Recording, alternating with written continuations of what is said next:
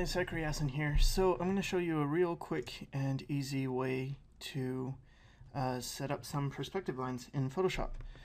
This is a trick I learned from Dave Raposa, so he gets the credit for this one. And so what I'm going to do is I'll show you 1-point perspective lines, and then I'll show you 2-point.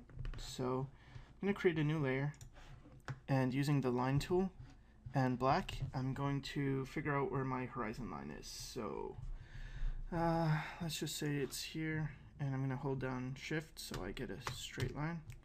You can do tilted horizons, that's fine. It's not going to be any different. So that's the easy part, and then I'm going to hold down the line tool and go to here where it says polygon tool. I'll click that. And up top, you'll see there's a drop-down box, and it's near the custom shape tool. So I'm going to click that, and then make sure this is checked. This option that says star, and then it says indent sides by, and I have it at 99%. And then for sides, I have 100. And then I'm going to switch to red and figure out where my vanishing point is. Now usually with 1 point, you're gonna want it near the middle.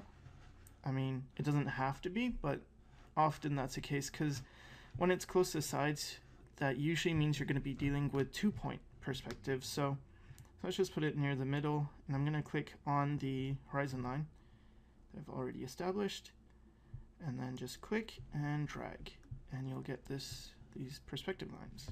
So boom. Simple as that. So that's for 1-point perspective. Now for 2-point perspective, it's similar, but the first thing I'm going to do with 2-point is I'm going to create a new layer, and I'm going to press Control A, which is select all, and I'm just going to fill it. So it doesn't matter what. I can fill it with white, or it doesn't matter what. I'm just going to fill it. And the reason I'm doing that is going to be clear soon. I'm going to be using that as a selection. So you could do it like more complicated ways or different ways. There's always many ways of doing things in Photoshop. Just showing you the way I use. Anyway, so I created that, and the reason I did that is because this is, let's say this is the size of my image that I want. Usually with 2-point, it looks better, like less distorted, if you have the vanishing points off the page. It's not a rule, you don't have to do that. It's just when the vanishing points get really close, you get tons of distortion. So to avoid that, I keep the vanishing points off the page, or maybe one's on the page and one's kind of off the page. So I'm gonna select the crop tool.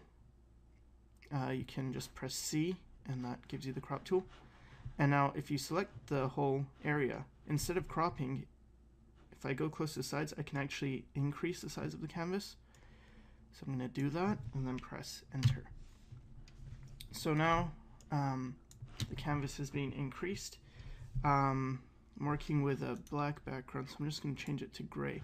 So you can see here, now I have this extra space on either side, and the next step is to get our rulers. So I'm going to press Control R, and that brings up this ruler, these rulers, or you can go to Window and or rather View and Rulers. So View, Rulers. To get rid of them, just press Control R again, or you can press Control just Control R.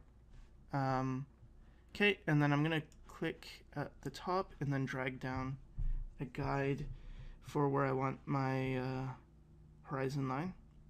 So with 1-point, I just used a line, and now with 2-point, I'm going to set a ruler guide, and the reason for that is because the ruler has this thing where if you click next to it, it will snap to that. So I want my vanishing points to snap to this so that they're on the same horizon line. So I will click the polygon tool again, pick my color, whatever I want, like red. I'm just going to click for the first vanishing point. Now try and make sure that one of these lines is on top of the ruler line. And pick the second vanishing point.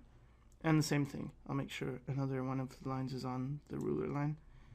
That way I can see my horizon. So I'm going to press Ctrl H to hide the ruler line, and here I can see the horizon.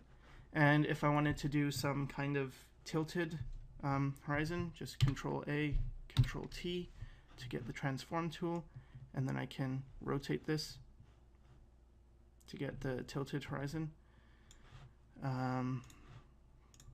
But for now that's fine. And I only want this portion, the white portion. That's all I need, because the rest is out of the image. So to get rid of this, remember in the beginning I made this, I went Control A and filled it with whatever, just a color. So that's the original dimensions of my image. Now if I hold down Control and I click the thumbnail image, so beside layer 2 here there's a thumbnail image, I just click that, it's gonna select that shape that I filled, and I just go to image, crop, and now I'm back to the original size, and I have the perspective grid. So that's it. That's how I set up the perspective grids, or perspective lines rather. For a grid you have to put in the horizontal and vertical lines. But yeah, so hope that helps.